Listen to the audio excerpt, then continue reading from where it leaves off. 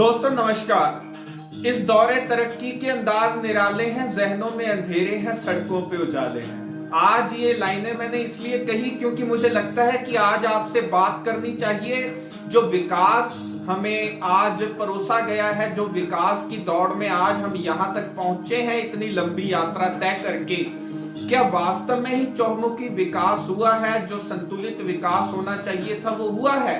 क्या आपकी सरकारें जिनको की चुन के आपने भेजा, उन्होंने आपको कुछ दिया भी है? क्या आप बतौर नागरिक कह सकते हैं कि कुछ खास नहीं दिया? सरकारें कभी किसी को कुछ देती नहीं है, लेकिन क्या आप जानते हैं कि आपके साथ बड़े पैमाने पे खेल क्या हुआ है?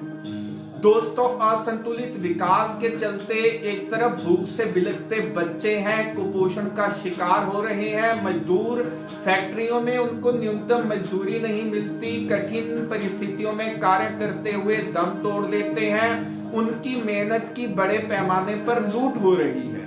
दोस्तों, मध्यम वर्ग का आलम यह है कि बेरोजगारी की चपेट में आने वाला मध्यम वर्ग का व्यक्ति, चाहे वो कोई भी हो, या तो वो नशों का सहारा ले रहा है, या आत्महत्या करने पर मजबूर है, या फिर वो अपराध की दुनिया में कदम रखता है, उसको गैंगस्टर बना दिया जाता है, और या फिर उसको दंगाई बना दिया जाता है। उसकी भावनाओं को भड़काने के लिए तरह तरह का भावनाएं भड़काने वाला इस तरह का विषय वस्तु प्रसारित किया जाता है प्रचार के माध्यमों से, कि नौजवान को, युवा को, जो कि सही शिक्षा जिसको नहीं दी गई, जहां गैर बराबरी थी, रोजगार नहीं दिया गया, या तो उसको दंगाई बना दिया जाए, या जैसे तैसे करके उसको अशांत और बेचैन बना दिया जाए, उसकी भावनाओं को भड़काकर उसको इस तरह का बना दिया जाए कि वो आपस में लड़ने मरने लगे। धर्म के नाम पे, जात के नाम पे किसी न किसी ढंग से उसको लड़ाया जाता है, और फिर उसको गैंगस्टर बना करके उसका दुरुपयोग किया जाता है आपकी इन सरकारों के द्वारा। दोस्तों, आप चाहे हमारे भारत में वर्तमान समय में बीजेपी सरकार की सत्ता की बात करें, उसकी आइडियोलॉजी की बात करें, या कांग्रेस की बात करें, समय समय पर बड़े पैमाने पर दंगे कराए गए हैं। आप लोगों की लाशें गिराकर, घर जलवाकर, आप लोगों की मार काट करवाकर कुर्सियां ली गई हैं। कभी राष्ट्रवाद के नाम पर, कभी धर्म के नाम पर आपको लड़ाया गया। आपके रोजगार के मसले पे कभी टीवी में बात नहीं हुई, शिक्षा की गैर बराबरी पे कभी बात नहीं हुई, स्वास्थ्य सेवाओं पे जो बात होनी चाहिए थी वो कभी बात नहीं हुई। स्वास्थ्य सेवाओं के नाम पर आपकी मेहनत की कमाई को समय समय पर लूटा गया और चंद पूंजीपतियों की जेबें भरी गई। शिक्षा के नाम पर गरीबों और अमीरों की मिलने वाली शिक्षा में बहुत ही अंतर है। और यही नहीं दोस्तों, जिन परिस्थितियों में मजदूरों को रहना पड़ता है, बस्तियों में गंदी नालियां हैं, वहां मच्छर भिन भिनाते हैं, कितने ही प्रकार की बीमारियों का शिकार होकर उनको मरना पड़ता है। मध्यम वर्ग की जिंदगी बीच में लटकती रहती है, या तो पैसे जोड़ जोड़ कर, सामान खरीद खरीद कर जिस बाजारवाद से आपको उत्पादन बेचे जाते हैं, उसकी किस्तें देते देते मध्यम वर्ग अपनी जिंदगी बिताता है, या फिर कुछ पैसे जोड़ के उसी बाजारवाद की चकाचौंध में उस प्रचार का शिकार होकर कुछ खरीदने की तैयारी करता है या खरीदता है।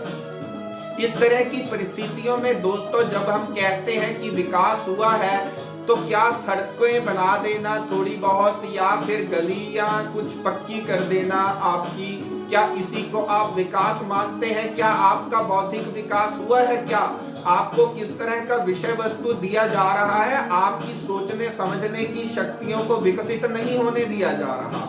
और जो नौजवान, जो विद्यार्थी, जो पढ़ते हैं, लिखते हैं, सत्ता की जब कमियां देखते हैं, जब किसी सरकार को सवाल करते हैं, तो उन पर लाठियां बरसाई जाती हैं, उन पर गोलियां चलाई जाती हैं, आंसू गैस के गोले छोड़े जाते हैं। इस तरह का खेल आपके साथ किया जा रहा है। दोस्तों, यही नहीं, प्रेम का समय समय पर आपके धर्मों के ठेकेदार, जातों के ठेकेदार अपने रोजगार को चलाए रखने के लिए, अपने धंधे को बनाए रखने के लिए विरोध करते हैं।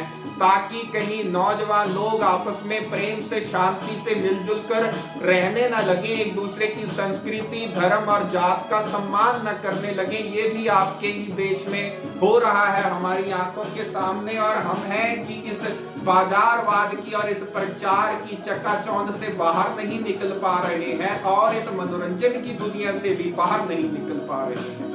दोस्तों, बहुत ही कठिन परिस्थितियां हैं। इन परिस्थितियों में हमें अपने हकों के, अपने अधिकारों के प्रति जागरूक होने की आवश्यकता है, राजनीतिक विकल्प देने की आवश्यकता है।